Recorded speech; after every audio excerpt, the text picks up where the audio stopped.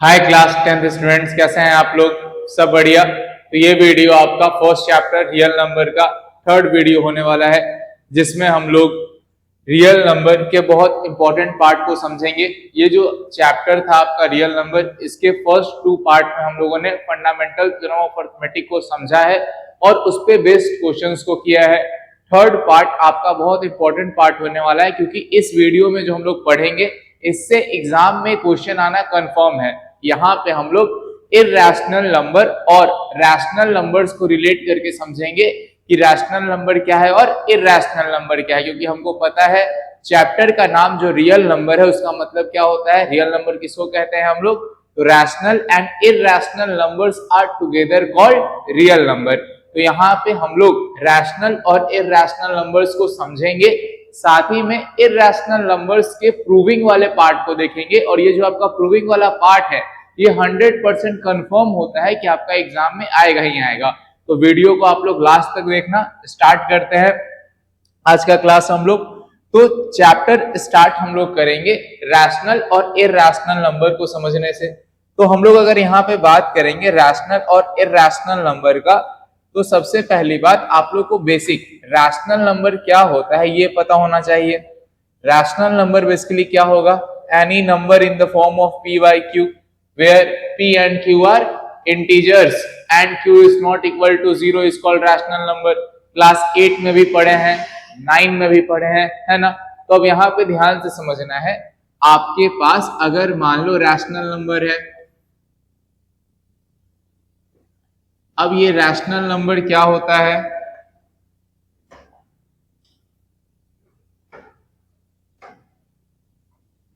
दोनों के कलर को सेम ध्यान देना। आपके पास यहाँ पे रैशनल नंबर है, तो इरैशनल नंबर को समझने के लिए रैशनल नंबर क्या होता है ये समझना जरूरी है, ठीक है ना। रैशनल नंबर क्या होगा? Any number in the form of p by q। कोई भी नंबर अगर आपका p by q के फॉर्म में है, where p and q are integers and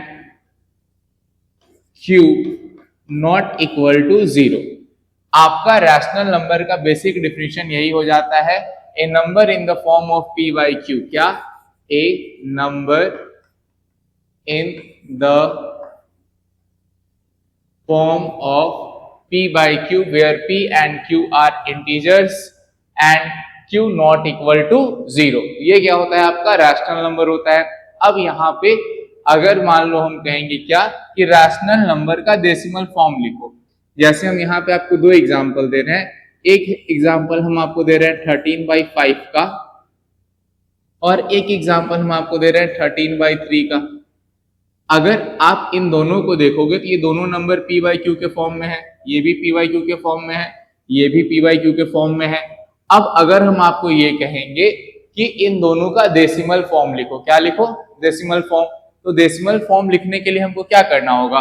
5 से 13 को डिवाइड देना होगा। तो जब 5 से 13 को डिवाइड देंगे तो 2 बार में लगाएंगे, 3 बचेगा, पॉइंट लगाएंगे, 0 आएगा, 6 बार में लगाएंगे, 30 लग गया और काम खत्म हो गया। तो यहाँ पे आपके पास क्या आया? 2.6। अब आगे कुछ भी होने वाला नहीं है। लेकिन वही जब हम लोग 13 को 3 से डिवाइड देंगे, तो ध्यान देना यहाँ पे क्या होगा? जब 3 से 13 को डिवाइड देंगे तो ये आपका 4 बार में लगेगा 12, रिमाइंडर क्या आएगा? 1, पॉइंट लगाएंगे 0, 3 बार में लगाएंगे 9, 1 बचेगा, फिर 0 लगाएंगे, फिर 3 बार में लगाएंगे 9, 1 बचेगा। कहने का मतलब क्या है? ये काम तुम जिंदगी भर करते रह जाओगे, कभी भी खत्म होने वाला नहीं है। इन द सेंस क्या कि ये जो आपका 3 है ये कभी भी खत्म नहीं होगा। तो 13/3 आपका क्या लिखाएगा?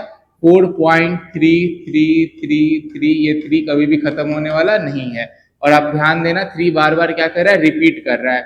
इसको लिखने का तरीका क्या होता है? 4.3 और 3 के ऊपर बार। बार का मतलब ये होता है कि 3 जो है वो बार बार रिपीट हो रहा है। अब यहाँ पे ध्यान से देखना, ये भी रैशनल नंबर था, ये भी रैशनल नंबर था। क्लियर है ना ये बात सभी को? ये भी आपका रैशनल है, ये भी आपका रैशनल है, लेकिन क्या दोनों के डेसिमल फॉर्म में आपको कुछ डिफरेंस दिख रहा है? अगर हम 2.6 को देखेंगे तो आपका 2.6 खत्म हो गया है, इसके आगे कुछ भी नहीं होगा। लेकिन क्या ये आपका खत्म हो पाया? नहीं हुआ ना। क्या ये 3 कभी भी खत्म होगा? नहीं होगा। तो दोनों में डिफरेंस है। डिफरेंस क्या है कि ये टर्मिनेट हो गया और ये टर्मिनेट नहीं हुआ। ये खत्म हो गया, ये खत्म नहीं हुआ। टर्मिनेट मतलब होता है खत्म होना। तो यहाँ पे डिवीजन आपका खत्म हो गया, टर्मिनेट हो गया। यहाँ पे आपका डिवीजन खत्म नहीं हुआ, टर्मिनेट नहीं हुआ। तो इसको कहा जाता है टर्मिनेटिंग डेसिमल। ये जो आपका डेसिमल है ना, इसको हम लोग क्या कहते हैं? Terminating decimal. ये है आपका टर्मिनेटिंग डेसिमल और ये हो जाएगा आपका नॉन टर्मिनेटिंग, स्पेस थोड़ा सा कम हो गया, ये हो जाएगा आपका नॉन टर्मिनेटिंग डेसिमल। तो यहां से हम क्या समझे? हम यहां से ये समझे कि आपका जो रैशनल नंबर होता है इसका डेसिमल फॉर्म दो तरह का होता है, एक टर्मिनेटिंग और एक नॉन टर्मिनेटिंग। यही पॉइंट इंपॉर्टेंट है इरैशनल नंबर को समझने के लिए। तो ध्यान देना है, rational numbers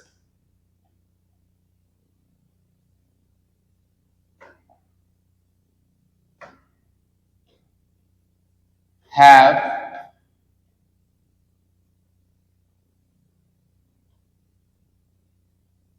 two types of decimal form, एक टर्मिनेटिंग डेसिमल और एक हो जाएगा आपका नॉन टर्मिनेटिंग डेसिमल, जिसको हम लोग रिपीटिंग डेसिमल भी कहते हैं।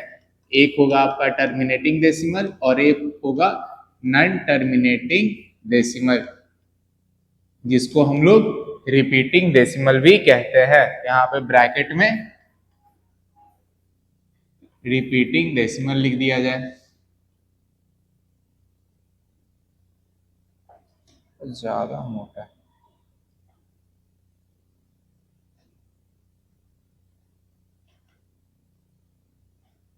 अब ध्यान देना है, ये जो आपका कॉन्सेप्ट है कि रैशनल नंबर के पास दो तरह का डेसिमल फॉर्म होता है, एक टर्मिनेटिंग और एक non terminating.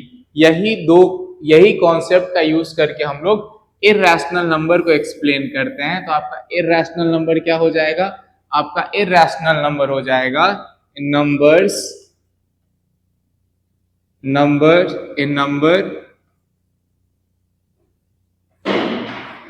whose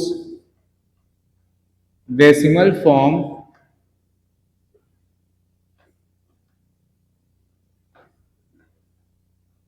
can neither be terminating nor repeating is called irrational number।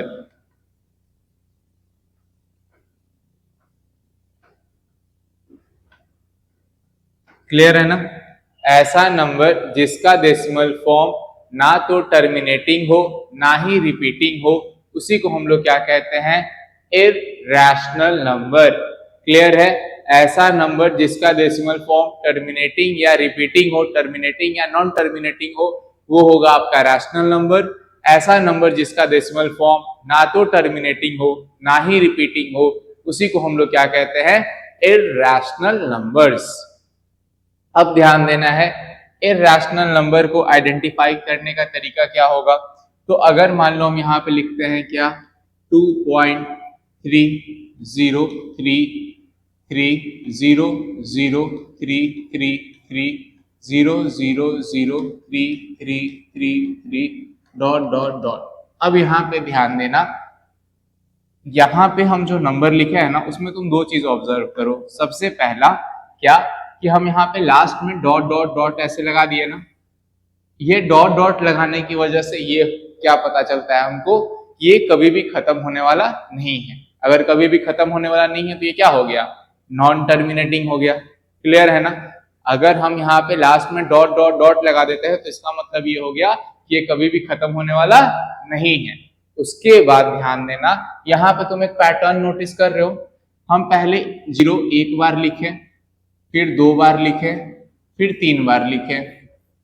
उसी तरह से हम 3 को पहले 2 बार लिखे, फिर 3 बार लिखे, फिर 4 बार लिखे, है ना?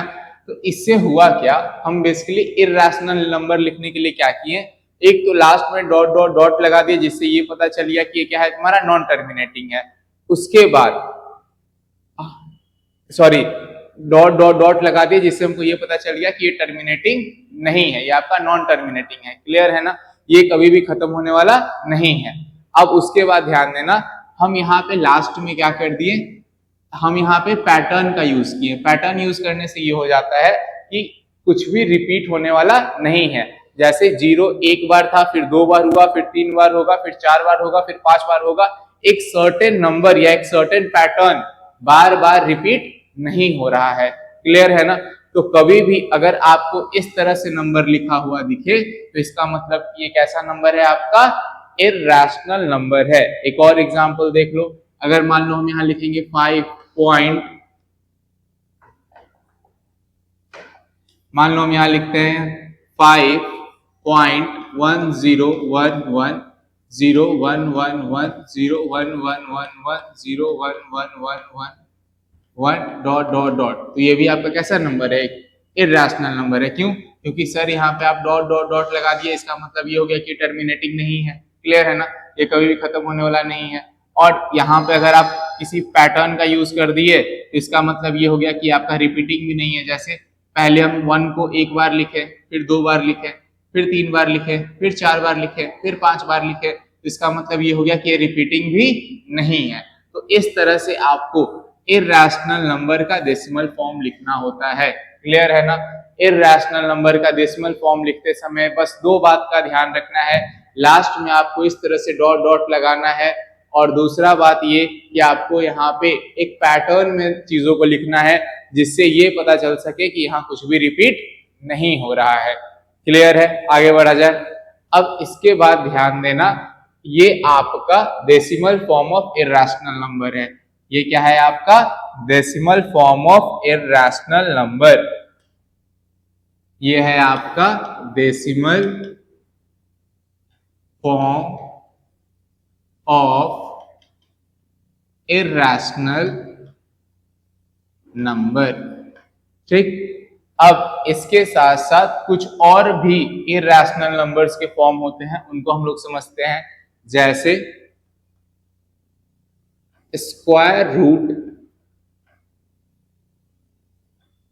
Of all numbers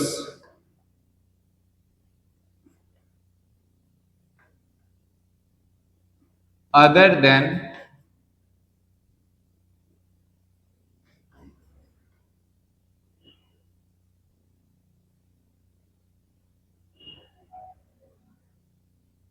square numbers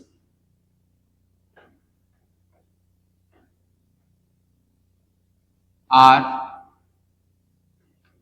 irrational numbers। क्या लिखे हैं ध्यान से समझना। Square root of all numbers other than square numbers are irrational numbers. Clear है नहीं ये बात सभी को? जितने किसी भी नंबर का अगर हम स्क्वायर रूट लिख रहे हैं other than square numbers, square numbers को छोड़कर, स्क्वायर नंबर क्या होता है तो ध्यान से समझना। जैसे 1 1 का स्क्वायर क्या होता है 1, 2 का स्क्वायर क्या होता है 4, 3 का स्क्वायर क्या होता है 5, क्या लिख रहे हैं 3 का स्क्वायर क्या होता है 9, 4 का स्क्वायर क्या हो जाएगा 16, 5 का स्क्वायर क्या हो जाएगा 25, 6 का स्क्वायर क्या हो जाएगा 36 एंड ये सो ऑन चलते जाएगा। तो यहाँ पे जो तुमको 1, 4, 9, 6, 25, 36 दिख रहा है ना, ये सारे जो है स्क्वायर नंबर्स होते हैं। क्या होते हैं ये स्क्वायर नंबर्स। साथ में ध्यान रखना, अगर मान लो कहीं पे इस तरह से लिखा हुआ रहेगा 1/2 का स्क्वायर क्या हो जाएगा ये 1/4, 2/3 का स्क्वायर क्या हो जाएगा ये 4/9, 5/4 का स्क्वायर क्या हो जाएगा ये 25/16। तो ये जो आपको दिख रहा है ना 1/4, 4/9, ये सब भी आपके क्या है स्क्वायर नंबर्स हैं। ये सब भी क्या है आपके पास स्क्वायर नंबर्स है। तो square root of numbers other than square number, ठीक, square root of numbers other than square numbers. और ये जो हम यहाँ पे नंबर्स लिख रहे हैं ना, ध्यान देना है, इस नंबर्स का मतलब क्या होगा, इस नंबर्स का मतलब होगा होल नंबर लिख सकते हैं, हाँ लिख सकते हैं, या तो होल नंबर एंड फ्रैक्शन, ठीक, क्या होल नंबर और फ्रैक्शन। ये जो नंबर्स हम यहाँ लिखे हैं इस कैटेगरी में आपका सिर्फ होल नंबर एंड फ्रैक्शन ही आएगा, ठीक है ना। अगर मान लो कहीं पे लिखा रहेगा √-2 तो -2 होल नंबर नहीं है, ठीक ना। अगर मान लो लिखा रहेगा -3/2 ये भी आपका होल नंबर नहीं है, ठीक। तो इसके लिए हम लोग क्यों ना एक सर्टेन वर्ड ढूंढने आ जाए जिससे कि सारी चीजें क्लियर हो जाए। तो वो सर्टेन वर्ड मेरे दिमाग में आ रहा है, बताते हैं। यहाँ पे हम लोग नंबर्स की जगह पे, क्योंकि देखो नंबर से चीजें क्लेरिफाई नहीं होती हैं, कई बार आपको कंफ्यूजन हो सकता है, तो हम लोग यहाँ पे क्या करते हैं, ये जो आपका लिखा हुआ है ना square root of all positive rational number, हम यहाँ लिख लेते हैं। क्या लिख लेते हैं, all positive rational number, square root of all positive rational numbers. इससे मेरा डेफिनेशन बिल्कुल परफेक्ट हो जाएगा और आपको चीजों को समझने में भी आसानी होगी। Square root of all positive rational numbers other than square numbers are called irrational numbers, are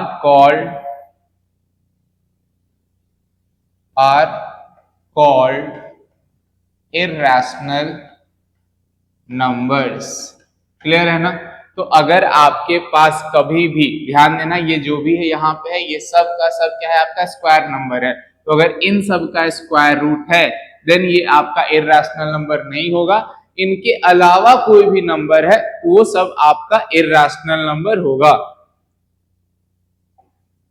अगर हम यहाँ पे लिखते हैं √9 तो 9 आपका एक स्क्वायर नंबर है, तो क्या ये इर्रेशनल होगा, ये आपका इर्रेशनल नहीं होगा। लेकिन यही हम लिखेंगे √8 तो क्या ये इर्रेशनल होगा, तो हाँ सर ये इर्रेशनल होगा। क्यों, क्योंकि 8 एक स्क्वायर नंबर नहीं है। अगर मान लो हम लिखेंगे √16/25 तो क्या ये इर्रेशनल नंबर होगा, तो सर ये इर्रेशनल नंबर नहीं होगा। क्यों नहीं होगा, क्योंकि 16 4 का स्क्वायर है और 25 5 का स्क्वायर है। लेकिन यही अगर हम लिखेंगे √7/8 तो क्या ये इर्रेशनल नंबर होगा, यस सर ये इर्रेशनल नंबर होगा। सिंपल सा कॉन्सेप्ट है। अगर स्क्वायर रूट के अंदर ये जो साइन हम बना रहे हैं यही क्या है आपका स्क्वायर रूट है, यही क्या है आपका स्क्वायर रूट। तो अगर स्क्वायर रूट के अंदर रैशनल पॉजिटिव रैशनल नंबर को डाला जाए, स्क्वायर रूट के अंदर क्या डाला जाए, पॉजिटिव रैशनल नंबर।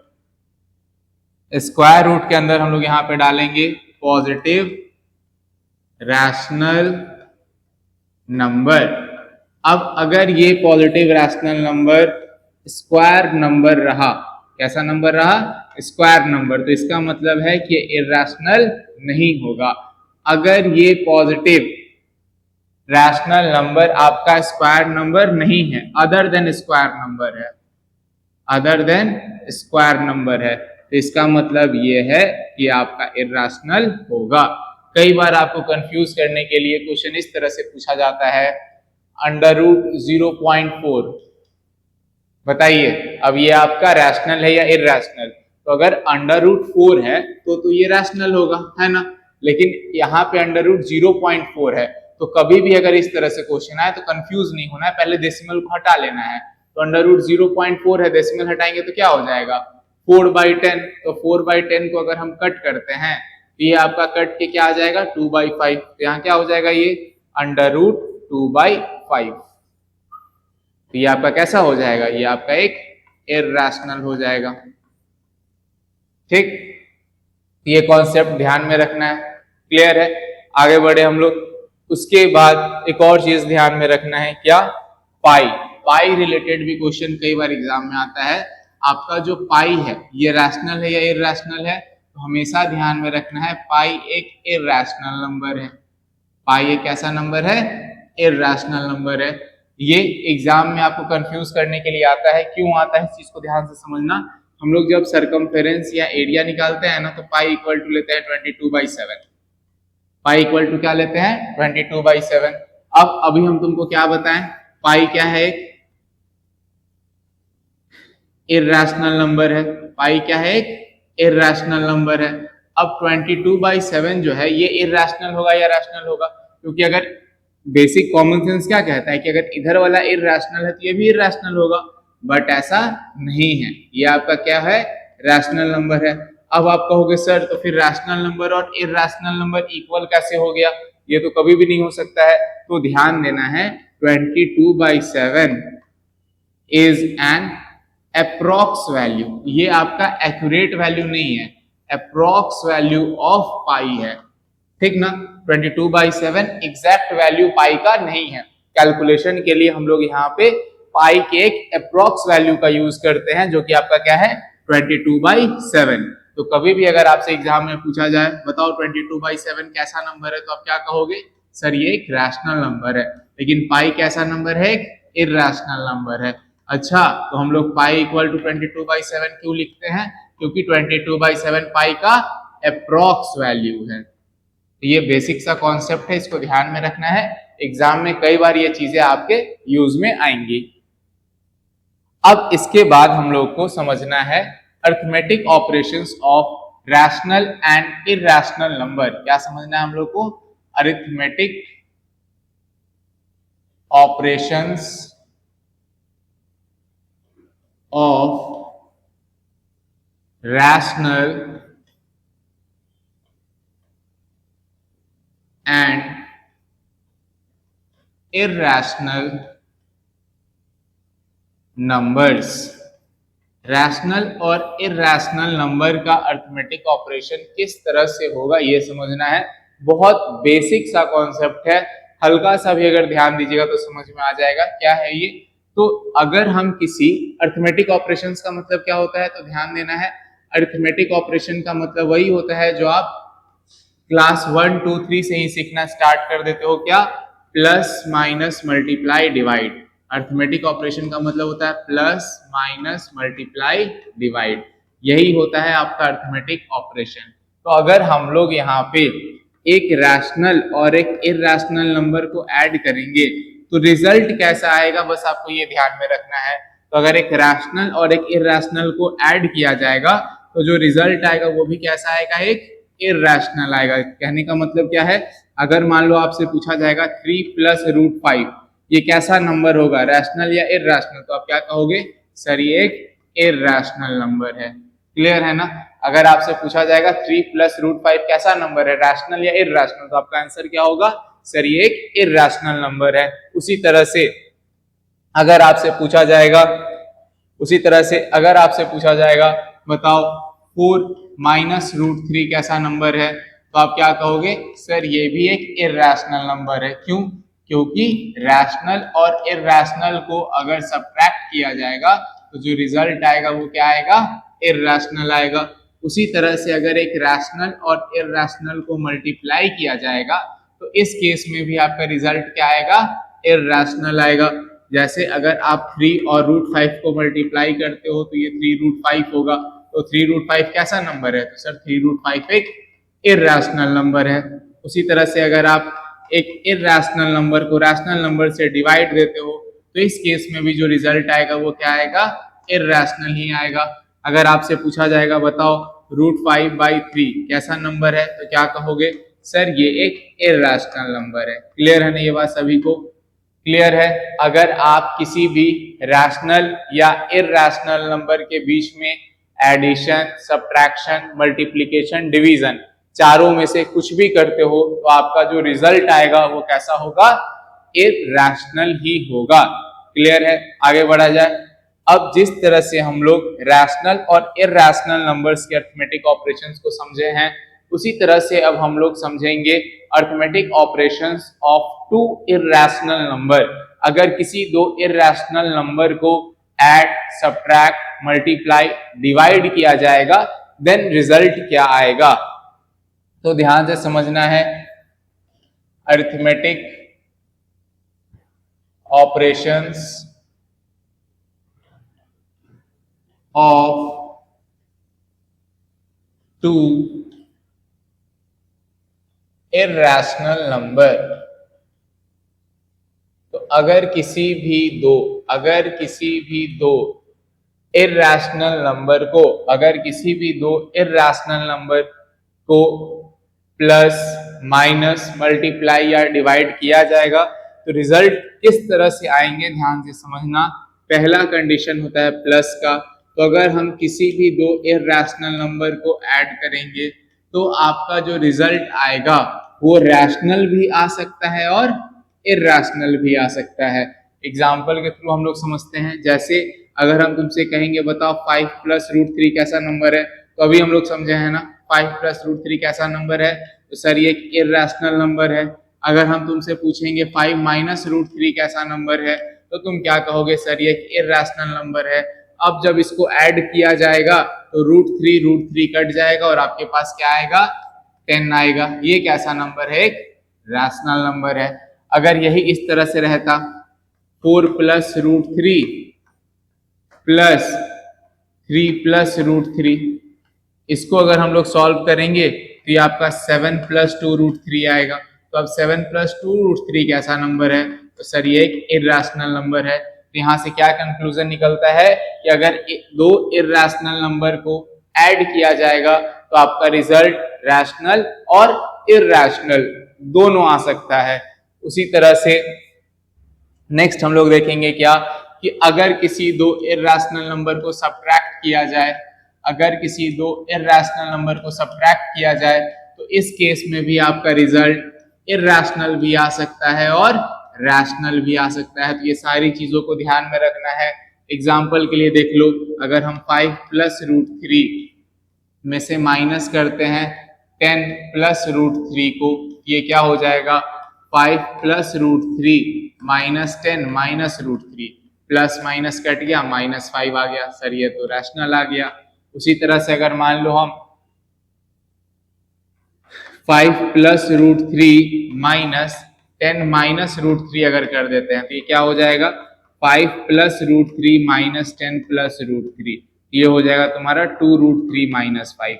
तो 2 √3 - 5 कैसा नंबर आ गया, ये तुम्हारा एक इर्रेशनल नंबर आ गया। तो इस तरह से आपको चीजों को ध्यान में रखना है। किसी भी दो इर्रेशनल नंबर को प्लस किया जाए, किसी भी दो इर्रेशनल नंबर को माइनस किया जाए, तो आपका रिजल्ट रैशनल और इर्रेशनल दोनों आ सकता है।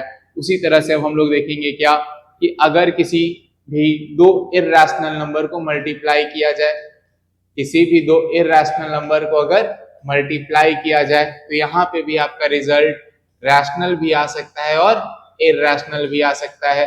ध्यान देना, अगर हम √8 और √2 को मल्टीप्लाई करते हैं तो √8 कैसा नंबर है, एक इर्रेशनल है। √2 कैसा नंबर है, एक इर्रेशनल है। मल्टीप्लाई करेंगे तो क्या आएगा, √16 जो कि 4 के इक्वल होता है। ये कैसा नंबर है, रैशनल है। आ गया ना, दो इर्रेशनल नंबर को मल्टीप्लाई करने के बाद रिजल्ट कैसा आ गया, रैशनल आ गया। अगर इसी को हम चेंज कर दें और लिखे क्या, √8 × 3, तो ये तुम्हारा क्या हो जाएगा अंडर रूट 24। तो ये भी इर्रेशनल, ये भी इर्रेशनल और ये भी इर्रेशनल। तो चीजों को ध्यान रखना है। उसके बाद नेक्स्ट देखो, अगर मान लो हम यहाँ पे क्या करते हैं, सबसे पहले अब प्लस हो गया, सब एडिशन हो गया, सब्ट्रैक्शन हो गया, मल्टीप्लिकेशन हो गया। अब हम लोग देखेंगे किसको, डिवीजन को। तो आओ डिवीजन देखते हैं। तो डिवीजन में हम लोग यहाँ पे क्या देखेंगे, अगर किसी भी दो इर्रेशनल नंबर को डिवाइड किया जाएगा, किसी भी दो इर्रेशनल नंबर को डिवाइड किया जाएगा, तो अब यहाँ पे भी आपका जो रिजल्ट है वो दोनों आ सकता है, रैशनल भी आ सकता है और इर्रेशनल भी आ सकता है। इसका भी एग्जांपल देख लेते हैं। अगर मान लो कहेंगे रूट 50 बाई रूट 2 करो, तो रूट 50 कैसा नंबर है, एक इर्रेशनल है। रूट 2 कैसा नंबर है, एक इर्रेशनल है। अब देखो 2 से 50 कट जाएगा ना 25 बार में, तो अब अंडर रूट 25 क्या होता है सर, 5 होता है। तो 5 तो रैशनल है। तो दो इर्रेशनल नंबर को डिवाइड करके मेरे पास कैसा रिजल्ट आ गया, रैशनल आ गया। उसी तरह से अगर ये रहता है रूट 50 बाई रूट 10, तो ये कटता और तुम्हारे पास रूट 5 आता, तो यहाँ पे ये भी इर्रेशनल, ये भी इर्रेशनल और जो रिजल्ट आया ये भी इर्रेशनल। तो इसका मतलब क्या है, इसका मतलब ये है कि अगर किसी भी दो इर्रेशनल नंबर को डिवाइड किया जाएगा तो रिजल्ट रैशनल भी आ सकता है, इर्रेशनल भी आ सकता है। क्लियर है यहां तक। अब इसके बाद नेक्स्ट आपको यहां पे समझना होता है क्या, कि अगर किसी दो रैशनल नंबर, अगर किसी दो rational number, arithmetic operations of rational number, अगर किसी दो रैशनल नंबर के बीच में प्लस माइनस मल्टीप्लाई या डिवाइड किया जाए, देन रिजल्ट किस तरह से आएगा। तो बहुत सिंपल है। अगर किसी भी दो रैशनल नंबर के बीच में एडिशन किया जाए, ये तो हम लोग पहले से पढ़ चुके हैं इसीलिए इसको ज्यादा डिटेल में नहीं बता रहे हैं। अगर किसी भी दो रैशनल नंबर के बीच में, अगर किसी भी दो रैशनल नंबर के बीच में एडिशन किया जाए, सब्ट्रैक्शन किया जाए, मल्टीप्लिकेशन किया जाए या डिवीजन किया जाए, इस केस में आपके पास जो रिजल्ट आएगा वो हमेशा रैशनल ही होगा। वो हमेशा क्या होगा, आपका रैशनल ही होगा। क्लियर है ना। किसी भी दो रैशनल नंबर का अगर एडिशन, सब्ट्रैक्शन, मल्टीप्लिकेशन या डिवीजन किया जाए तो जो भी रिजल्ट आपके पास आएगा वो हमेशा क्या होने वाला है, आपका रैशनल नंबर ही होगा। क्लियर है। अब इसके बाद नेक्स्ट हम लोग को ये समझना है कि अगर आपको मान लो एग्जाम में कहेगा क्या, फाइंड, कई सारे पीवाईक्यू में आपको ये चीज देखने को मिलेगा, find rational number, find rational numbers between any two irrational number. आपको कह रहा है क्या, कि किसी भी दो इर्रेशनल नंबर के बीच में find rational number between any two irrational number. अगर एग्जाम में आपको ऐसा क्वेश्चन आ जाए जहां पे आपको दो इर्रेशनल नंबर के बीच में रैशनल नंबर को फाइंड करने के लिए कहा जाए, तो वहां पे आप कैसे फाइंड करोगे। तो इसके लिए आपको दो मेथड सीखना होता है। एक जो स्क्वायर रूट वाला रैशनल नंबर होता है, इर्रेशनल नंबर होता है उसके लिए, और एक जो डेसिमल फॉर्म में इर्रेशनल नंबर होता है उसके लिए। तो दोनों को यहाँ पे हम बिल्कुल डिटेल में समझा रहे हैं, ध्यान से समझना। अगर मान लो आपको कहा जाएगा रूट 2 और रूट 3, पहले हम स्क्वायर रूट वाला समझा रहे हैं। अगर मान लो आपको कहा जाएगा रूट 2 एंड रूट 3, हम पूरा क्वेश्चन के फॉर्म में ही लिख देते हैं ताकि आपको अच्छे से क्लियर हो जाए। अगर मान लो आपको कहा जाएगा find two rational numbers between root 2 and root 3, root 2 और रूट 3 के बीच में दो रैशनल नंबर फाइंड करके बताओ। तो इसको फाइंड करने का तरीका क्या होगा, तो इसका दो तरीका है। पहला मेथड ये है कि आप इसको डेसिमल में चेंज करो, √2 और √3 को डेसिमल में चेंज करो और उसके बाद फिर आप वैल्यूज लिख लो। दूसरा तरीका ये है, आप बिना डेसिमल में चेंज किए भी इसके वैल्यूज को फाइंड कर सकते हो इजिली। ध्यान देना कैसे, हम यहाँ पे लिखेंगे क्या, जो आपका √2 है इसके न्यूमरेटर और डिनोमिनेटर दोनों को हम यहाँ 100 से मल्टीप्लाई करते हैं। तो जब 100 से इसको मल्टीप्लाई किया जाएगा तो ये आपका हो जाएगा √200/100। और जब उसी तरह से √3 को भी 100 से मल्टीप्लाई किया जाएगा तो ये आपका क्या हो जाएगा, न्यूमरेटर और डिनोमिनेटर दोनों को 100 से मल्टीप्लाई करना है तो ये आपका हो जाएगा √300/100। ध्यान से समझना, यहाँ पे हम क्या किए हैं, √2 के न्यूमरेटर और डिनोमिनेटर दोनों को 100 से मल्टीप्लाई किए हैं, ये आपका हो गया 200/100 और √3 के भी न्यूमरेटर और डिनोमिनेटर दोनों को 100 से मल्टीप्लाई किए हैं, ये हो गया है आपका 300/100। अब इसके बाद आपको क्या करना है, इन दोनों के बीच का परफेक्ट स्क्वायर नंबर ढूंढना है। 200 और 300 के बीच का परफेक्ट स्क्वायर नंबर आपको ध्यान में है तो ध्यान देना है। 200 और 300 के बीच में बहुत सारे परफेक्ट स्क्वायर नंबर है, जैसे √225/100 है ना, √256/100, उसी तरह से √289/100। तो ये सब जो है √2 और √3 के बीच में ही लाई कर रहा है। अब √225/100 क्या हो जाएगा, 15/10। √256/100 क्या हो जाएगा, 16/10। √289/100 क्या हो जाएगा, √17/10। तो समझ में आया किस तरह से हम लोग रैशनल नंबर फाइंड करते हैं बिना डेसिमल फॉर्म में चेंज किए। क्लियर है ना। आप इसी तरह से खुद से हमको फाइंड करके दिखा सकते हो, आप प्रैक्टिस कर सकते हो क्या, find 3 rational numbers, find 3 rational numbers, find 3 rational numbers between √3 and √5। √3 and √5 के बीच का 3 रैशनल नंबर आप फाइंड करके प्रैक्टिस कर सकते हो सेम मेथड से। ये मेथड काफी ज्यादा इजी है, इसमें आपको डेसिमल में चेंज करने की जरूरत नहीं पड़ती है।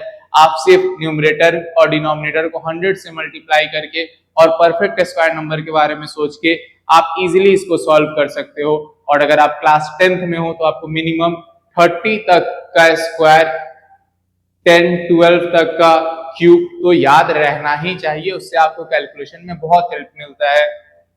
नेक्स्ट आगे बढ़ते हैं। अब इसके बाद नेक्स्ट जो हम आपको कहे थे यहाँ पे 2 फॉर्म होगा, तो नेक्स्ट फॉर्म पे आते हैं। अब जो आपका नेक्स्ट फॉर्म है इसमें हम लोग को डेसिमल फॉर्म में क्वेश्चन दिया रहेगा। क्वेश्चन किस फॉर्म में दिया रहेगा, डेसिमल फॉर्म में। तो इसको ध्यान से समझना। यहाँ पे आपके पास क्वेश्चन कुछ इस तरह से रहेगा, फाइंड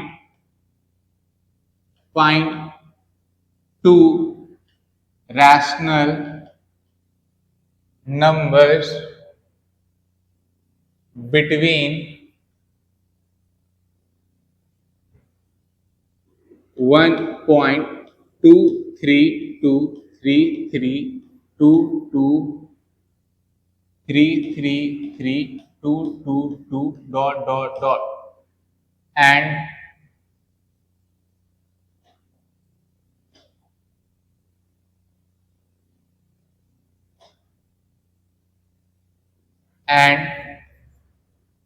1.233535555. तो यहाँ पे आपको दिख रहा होगा इर्रेशनल नंबर किस तरह से लिखा हुआ है। एक इर्रेशनल नंबर है आपका 1 पॉइंट जो भी है काफी बड़ा सा ही रहेगा हमेशा, और एक ये है। तो इन दोनों के बीच में आपको क्या लिखना होता है, रैशनल नंबर लिखना होता है। तो लिखने का तरीका क्या होता है, आप यहाँ पे देखो अधिकतर बार जो है ना क्वेश्चन इसी तरह से रहेगा। तुमको क्या देखना होता है कि कहाँ तक ये सेम है। जैसे 1 इधर भी है 1 इधर भी है, आगे बढ़ेंगे जब तक डिफरेंट दोनों में कुछ नहीं मिले आगे बढ़ते रहना है। 2 यहाँ भी है 2 यहाँ भी है, 3 यहाँ भी है 3 यहाँ भी है, यहाँ पे अब 2 है और यहाँ पे क्या है 5 है। तो हमको डिफरेंट मिल गया ना। समझ में आ रहा है हम क्या कह रहे हैं, दोनों नंबर को कंपेयर करोगे एक डिजिट बाय डिजिट और जैसे ही तुमको डिफरेंट डिजिट मिलेगा वहां स्टॉप करोगे और उतने पार्ट को लिख लोगे यहाँ पे इस तरह से 1.232 और इधर क्या आ जाएगा 1.235। क्लियर है?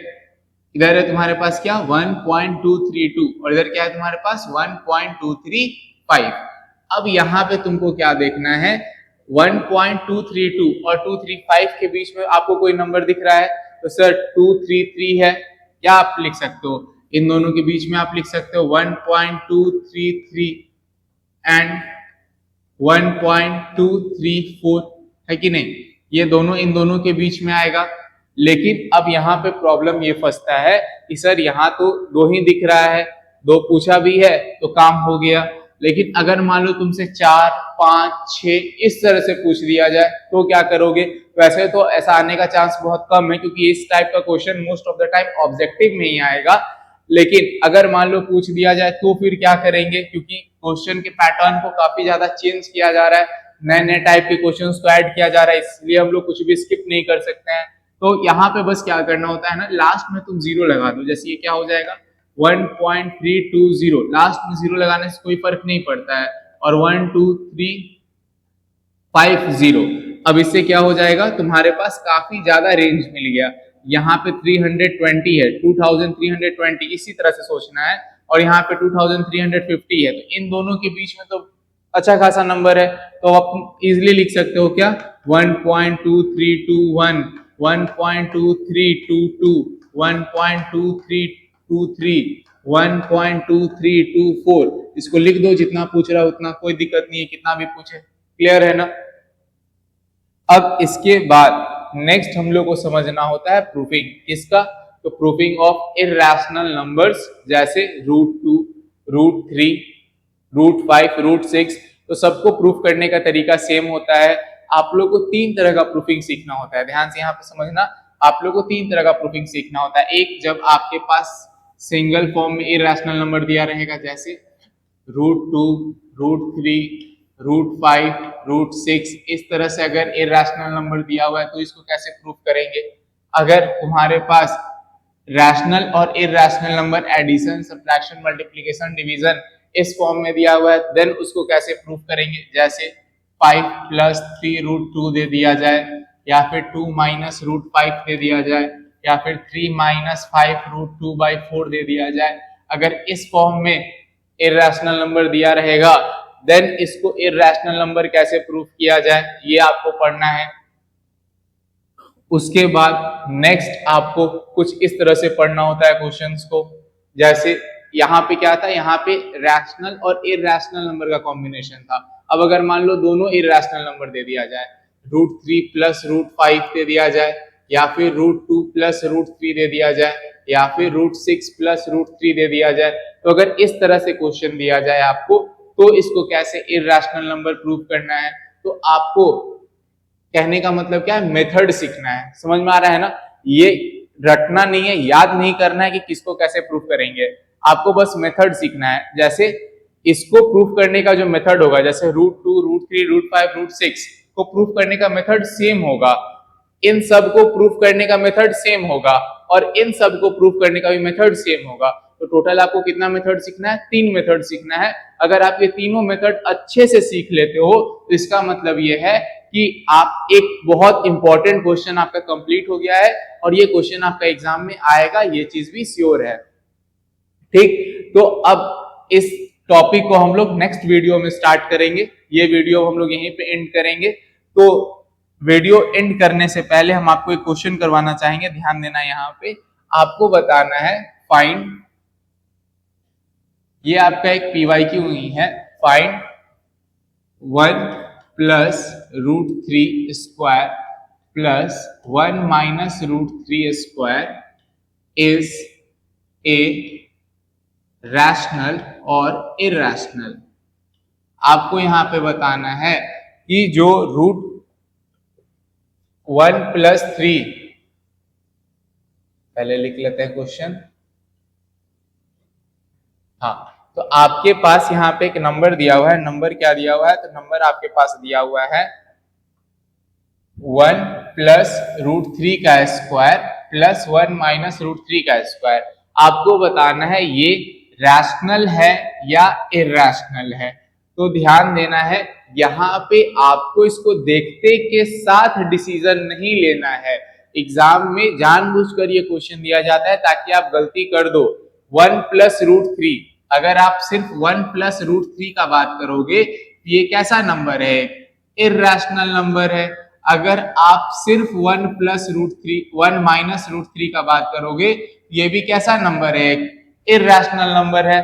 बट यहाँ पे आपको दोनों के पास स्क्वायर दिख रहा है ना, तो इस स्क्वायर को पहले यूज करना है। कहने का मतलब क्या है, पहले आपको दोनों का स्क्वायर करना है। तो ध्यान देना क्या होगा, 1 प्लस रूट थ्री का स्क्वायर है प्लस 1 माइनस रूट थ्री का स्क्वायर है। तो पहले इसको अच्छे से एक्सपैंड कर लेना है, सिंप्लीफाई कर लेना है, उसके बाद डिसाइड करना है कि ये रैशनल है या इरैशनल है। जैसे 1 प्लस रूट थ्री का स्क्वायर तो क्या हो जाएगा, 1 का स्क्वायर प्लस रूट थ्री का square plus 2 into 1 into root three, a plus b के होल स्क्वायर पे ब्रेक हो गया।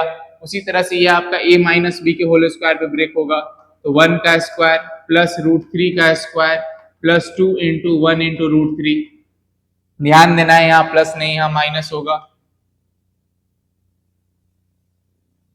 Minus 2 into 1 into root three. अब यहाँ पे आपका क्या हो जाएगा, 1 का स्क्वायर 1, रूट थ्री का स्क्वायर 3, इसको मल्टीप्लाई करोगे तो 2 रूट थ्री हो जाएगा, ये भी 1 ये 3 और ये हो जाएगा आपका माइनस 2 रूट थ्री। तो प्लस 2 रूट थ्री और माइनस 2 रूट थ्री कट गया, 1 प्लस 3 4 और उधर भी 1 प्लस 3 4, तो ये 8 आ गया। तो अब 8 आपका कैसा नंबर है, ये आपका एक रैशनल नंबर है। तो इस तरह के क्वेश्चंस अगर एग्जाम में आते हैं तो ध्यान देना है, पहले सॉल्व करना है, उसके बाद डिसाइड करना है कि ये रैशनल है या इरैशनल है। कई बार तुमको क्वेश्चन इस तरह से भी दे देगा, 2 plus root three into 2 minus root three. चलो बताओ ये रैशनल है या इरैशनल है। तो 2 प्लस रूट थ्री कैसा है, इरैशनल है। 2 माइनस रूट थ्री कैसा है, इरैशनल है। लेकिन आपको अभी समझाए ना, दो इरैशनल नंबर को मल्टीप्लाई करो, ऐड करो, सब्ट्रैक्ट करो, डिवाइड करो, रिजल्ट रैशनल भी आ सकता है, इरैशनल भी आ सकता है। तो इसीलिए पहले मल्टीप्लाई करना है, उसके बाद डिसाइड करना है कि ये रैशनल है या इरैशनल है। तो ध्यान देना ये तुम्हारा किस फॉर्म में है, ये a plus B into A minus B के फॉर्म में है। तो a plus B into A minus B क्या होता है, A square minus B square. ये क्या हो जाएगा तुम्हारा 2 का स्क्वायर माइनस रूट थ्री का स्क्वायर। तो 2 का स्क्वायर क्या हो जाएगा 4 और रूट थ्री का स्क्वायर 3, 4 माइनस 3 क्या हो गया 1। ये कैसा नंबर आ गया, रैशनल नंबर आ गया। तो ये सारा बेसिक आपको ध्यान में रखना है, इससे क्वेश्चंस में एरर होने, गलती होने का चांस आपका घट जाएगा। तो ये वीडियो हम लोग यहीं पे एंड करते हैं। अब मिलेंगे हम लोग नेक्स्ट वीडियो में, जिसमें हम लोग प्रूविंग ऑफ इरैशनल नंबर को समझेंगे। रूट 2 रूट थ्री का प्रूफिंग, 5 प्लस 2 रूट थ्री का proofing, root 2 plus root three का प्रूफिंग, ये सारा प्रूफिंग हम लोग बिल्कुल डिटेल में समझेंगे क्योंकि वो आपका बहुत इंपॉर्टेंट है आपके एग्जाम पॉइंट ऑफ व्यू से। तो हम लोग मिलेंगे नेक्स्ट वीडियो में। थैंक यू इस वीडियो को लास्ट तक देखने के लिए। अगर आपको कंटेंट अच्छा लग रहा है, आप चाह रहे हैं कि ऐसे और वीडियोस आपको मिले, टाइमली मिले, तो उसके लिए आप चैनल को सब्सक्राइब करो और ज्यादा से ज्यादा शेयर करो। Thank you.